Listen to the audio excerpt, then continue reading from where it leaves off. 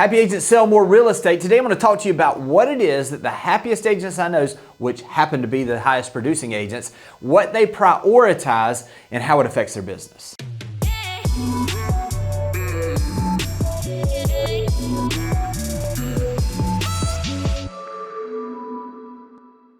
After 30 years in real estate, now what I'm finding is that there are certain patterns that I see with not just the most productive agents, but the happiest agents that I know. And a lot of times the highest producing agents line up with those that are the happiest, and sometimes it's people that are doing good business or great business for them, and it's maybe not at this level where they're like these superstars, but they're living a life full of fulfillment, and they're giving themselves an opportunity really to live their best life. So what I want to do today is I'm going to break down exactly what I see and how these top agents prioritize their happiness and what it is they focus on that gives them that fulfillment that we're all looking for. First thing I see is that happy agents prioritize their purpose. They understand what it is that they're really doing this for. It's not just about selling houses. It's about how many families can they assist or how many can they help. Some of the best agents I know and the happiest agents I know are those that have very specific niches that they work with. When I was a young agent, early in the business, it was interesting because the majority of the clients that I was working with were those folks that were first-time home buyers. And as I look back on that, part of the reason is because I was happy because I was a first-time home buyer. And because I was able to understand that process, I was able to add more value to the marketplace, and I was able to help people get their lives maybe started off in a direction that I knew was going to be beneficial in the long run for their families as far as their financial future. So what I want to do is I want you to understand what is it that is your why. We talk about this a lot of why, what is your why? But why do you get up in the morning? Are you doing this business to serve other people? Are you doing this business because it provides financially where you can give a life to your family? Does it give you security? Whatever it is. Because here's what's going to happen. It's not a matter of if, but when difficulty is going to come in this business. In reality, the more money we make, it's a byproduct of how many problems do we solve. So it's not like we're going to get rid of problems or difficult times. But when we have a focus in on what it is that we're purposefully doing, why we're doing this, all of a sudden it gives us the ability to get past some of those problems. We can work through them a little better, and we find ultimately joy or happiness at a level we've never been able to do that before. So focus in on what it is your purpose, and everything else will take care of itself. Next thing I see happy agents do is they're very self-aware of what it is that they do well, what it is they enjoy doing, and what it is they don't like doing and that they're not very good at. So when I speak of self-awareness, it's an understanding of what it is. I can just speak to my personal business. I love the creativity or the marketing side of the business. I'm pretty good at it. I knew that I could do those things. I didn't like the paperwork or the follow-up or some of those details. So what was my first hire? My first hire was a transaction coordinator who could help me in the transaction details where I would get bogged down, get frustrated, or get a little emotional in that transaction. I found ways to find out what it was and get self-aware enough to understand that, look, I'm really good at spending time with people. I'm really good at creating opportunities for me to do more business. I'm good at the relationship side of this, but the paperwork side that is a priority that has to be done, I'm not as good at, and it frustrates me. So what did I do? I shifted and I made sure that I focused in on those areas. What is it for you? Are you not good at marketing? Find somebody that's really good at marketing. Are you someone that struggles with the transaction side? Find someone that's there. Are you disorganized and maybe you have trouble staying on task? Find someone, whether that be a coach, whether it be a mentor, somebody that can hold you accountable, or maybe a personal assistant that can organize your business. You see, when you get to a place where you're focused in on the things that you truly enjoy, you're going to be more productive. It also gives you the ability to have more happiness in your life because now you're doing the things that you've been created to do and you're helping more people. The next thing I see happy agents prioritize is that they find a way to be graceful. Grace is defined as an attractively polite way of doing business or of operating. So what is it that we can do? See, I've been around agents and they're just really tight. They're always upset about something or they're always looking for the negative, and they don't give grace to other agents. They don't give grace to some of the people that are involved in transactions. They don't give grace to themselves, and they end up being in a place where they're just constantly frustrated. But here's what I see really happy agents do is they understand that the agent on the other side is just doing the best they can, and they understand that sometimes there will be mistakes that are made, and by offering a little bit of grace and saying, hey, listen, I know you made this mistake. How can I help you get this right? And they begin to work towards a transaction. All of a sudden, more people want to work with them. It leads to more business, and it leads to more happiness and less frustration. Doesn't mean that there's not going to be issues. Doesn't mean that people aren't going to make mistakes, but it's how you handle it. How do you react to those things. And when you operate from a place of grace with other agents, there are other agents that want to begin to do business with you. Also, they give themselves grace, these happy agents do. They understand that, listen, I'm not going to be perfect. I'm not always going to do everything in the right way. And they understand that what they are looking to do is to build a long-term business. And some of the times what's going to happen in the short run is going to be a little difficult. And they give themselves grace to make sure that they understand they're just doing the best they possibly can.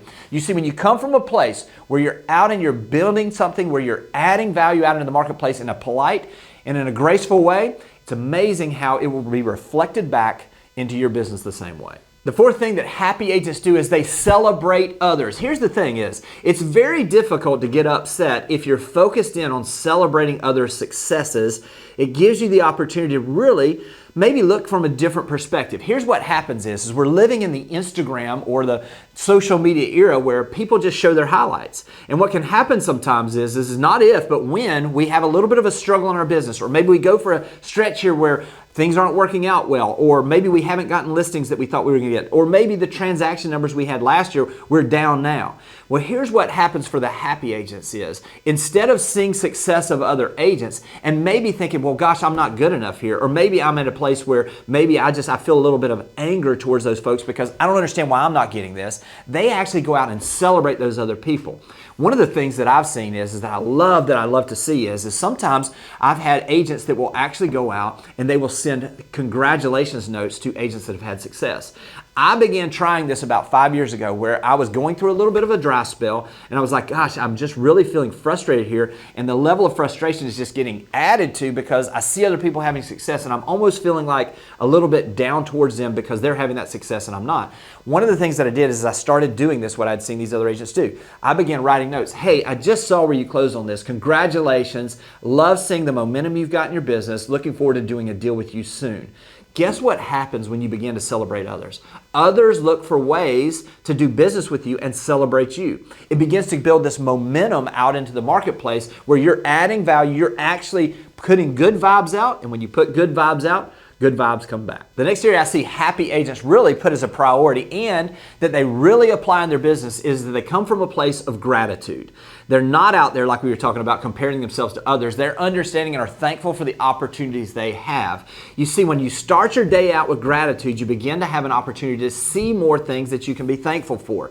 The happiest agents I know are the agents that are so much more thankful than others for everything that they have in their life. They find a way to not just be thankful for their business, but they prioritize how thankful they are for their family or for their relationships or the things that they have in their lives that maybe they didn't know that they were going to have at a younger age. You see, when you get to a place where you begin to be thankful for the things you have, you find more things to be thankful for. Next up is they prioritize relationships over transactions. And what I mean by this can come out in a number of different ways, but I'm going to go back and look at some of the times that I've had situations where I had difficult transactions, and what I chose to possibly give a little extra and maybe even reduce my commission, or to buy, in one case in particular, to buy a washer and dryer on a very low dollar commission check that I was getting, which basically meant that I was going to spend more than I even almost made in this transaction, but I was going to prioritize that relationship. Every single time that I've put forth and I've said, you know what, I just want to make sure that this is a great experience for those buyers or those sellers, it has come back tenfold. Now, not everybody's going to respond in the same way, but what I found is that if I give more, or I come from a place of serving the relationship rather than transaction, not only am I going to come from a place where it's going to just make me feel better, it's also going to put that law of reciprocity back into action for us. Because once we've done something nice for someone, they want to find a way to do something nice for us. Some of the most difficult transactions I've had, and some of the times when maybe I sacrificed my commission, my time, my ego, my pride, everything involved, and I just operated from a place of grace and a place of focusing in on making sure that relationship was not damaged, those were the people that ended up sending to me the most referrals throughout my career. You see, come from a place where you're focused in on building relationship at whatever cost it may take you in the short run, and it'll absolutely reward you in the long run. Last but not least, what I see in happy agents is they focus in on the future rather than the past.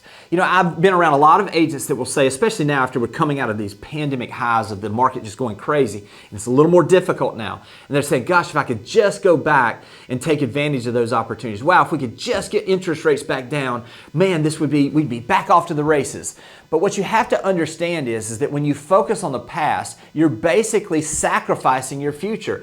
What I always like to do is I always try to come from a place of these are the good old days. These are the days that I'm going to look back on and I'm going to build relationships. I'm going to offer more value than ever before. And these are the days that I'm not only going to do business now, but I'm setting the stage for a future that's even brighter than any past I've ever had. You see, when you focus in on what's to come, all of a sudden you begin to act differently than you would if you're focusing in on the past. When you're focusing in on the past, you can't change it. And sometimes it may look bad, sometimes it may look good, but when you focus on it, there's nothing you can do to change that. But when I'm focused in on my future, and I'm focused in on the things I'm doing today that are going to affect my future, which I can affect, now I have the opportunity really to get in a completely different space where happiness is something that I'm looking not just at today, but I'm looking forward to in the future. I hope this has been helpful, and I'll talk to you guys soon.